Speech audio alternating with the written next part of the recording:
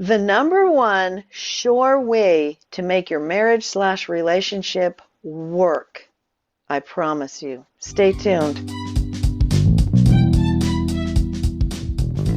Welcome to the Best Years Podcast. This is Dr. Darlene at whatstopsyou.com, speaking to Generation X and baby boomers who want more. I'll share power, skills, and tools with you to get your mojo back on a conscious and unconscious level. Be ready for real and lasting change. Okay, I have to tell you, I'm a little aggressive today. So hang out with me. I'm telling you, I just had a girl party last night, and this just really comes to me what I'm about to share with you. And I have a lot of guy friends that have been expressing what's going on in their life. And let me tell you, I know now the number one sure way to make your relationship work. I know the number one thing for you to look for when you're dating. And if you do it, and if they do it, your relationship's going to work. And you know what? It isn't communication. The number one thing is not having things in common only. It's not just showing love, and it's not just being in love. That's not the number one sure way to make everything work. You ready what it is? I told you I'm aggressive. I'm annoyed because I tell you, other people can just get in your road and they can slam you with their car and muck up your life, and it's not blaming, it's just what it is. And it's true. The answer, the number one thing, is to have two people, here it is, to have two people who have their shit together. Is your act together? Is your life together? Or is your life such a disaster, you're just really mucking in the midst of your partner? How many of you are doing that? A lot of you are doing that. You're overweight. You're 100 pounds overweight, and you expect your partner to be just fine? Well, nobody's like Jesus. Nobody's like Mother Teresa. Not very many people are like Dalai Lama. So that's not very nice. It's not really nice for you to be an alcoholic and then expect your partner to not be going insane and thinking they have schizophrenia. Here's the thing. If you adopted a dog that was abused and beaten, and you bring it home, well, every time you raise your hand to itch your head, it would flinch, wouldn't it? Or maybe you started talking kind of loud, like I am right now. Your dog might start to bark or bare its teeth and go, ah. Because your dog has triggers. Your dog has issues. And your dog hasn't worked through it. Your dog has weaknesses. Is there anyone listening that doesn't have a weakness? Because if you don't, will you please email and let me know? Because I would love to meet you if you don't have a weakness. And if you don't have any triggers from the past, especially in your 50s and 60s, would you please call me?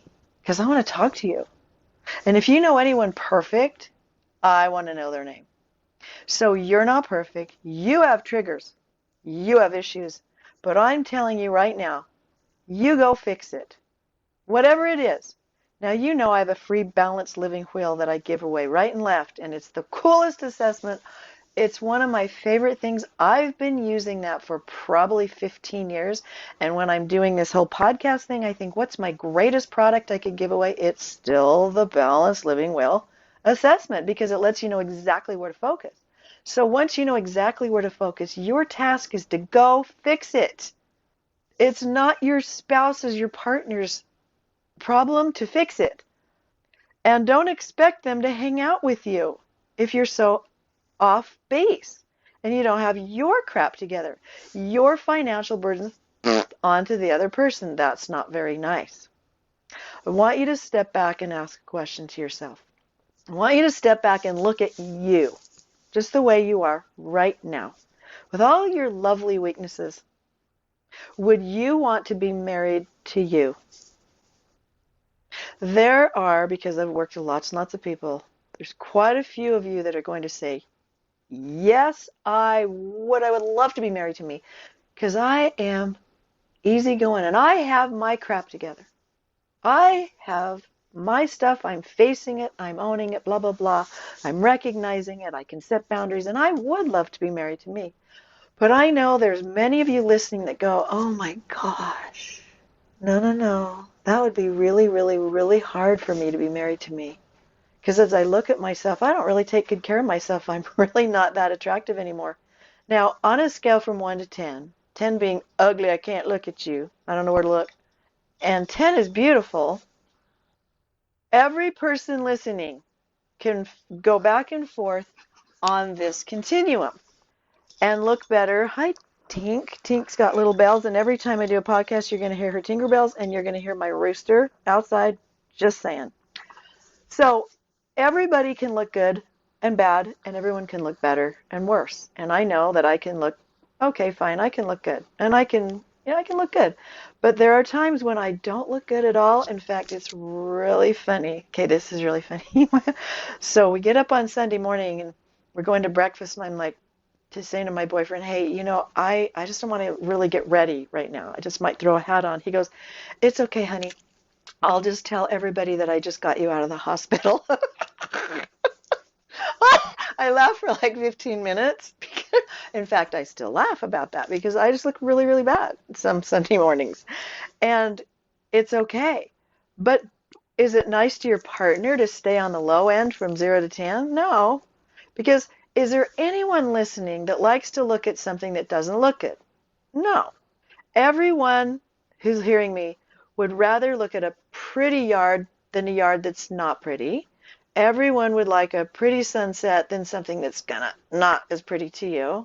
Beauty's in the eye of the beholder, and I'm telling all of you, as you're getting your act together for your partner, because that's the best way to make your marriage work, your relationship work, is look as good as you can that's not vain. But everyone can comb their hair. Everyone can groom themselves. There's no one that likes stinky smells that's listening right now. We all have favorite smells. So all of us have preferred smells. So if you know your partner's preferred smell, be the best you can so that you get your act together so that your partner doesn't have so much drama to go through. Now, I'm kind of, like I said, aggressive because I see the pain of my girlfriends and my guy friends because of their partners not having their act together. Next paragraph, yes, we need to communicate. Of course we do. And showing love is going to increase your relationship. It's really nice to have things in common with your relationship. But quit expecting your partner to hang out with your crap. Get your shit together and date someone who has their crap together and then marry someone who does too. And your relationship will be amazing because you'll have two reasonable people that have their lives that work financially, physically, emotionally, socially, intellectually, and spiritually as best as we can in this imperfect world. We're on a journey together. Have fun getting your act together in all Life 10 categories. Balanced Living Will. It's on my website. It's all over the place. Take your assessment and have fun getting your life together so that you can bless your relationship. Thanks for listening. Talk soon. If you like what you've heard, please subscribe to my channel so we can hang out. Also go to www.whatstopsyou.com for notes to this podcast and learn more power skills to indeed live the best years of your life.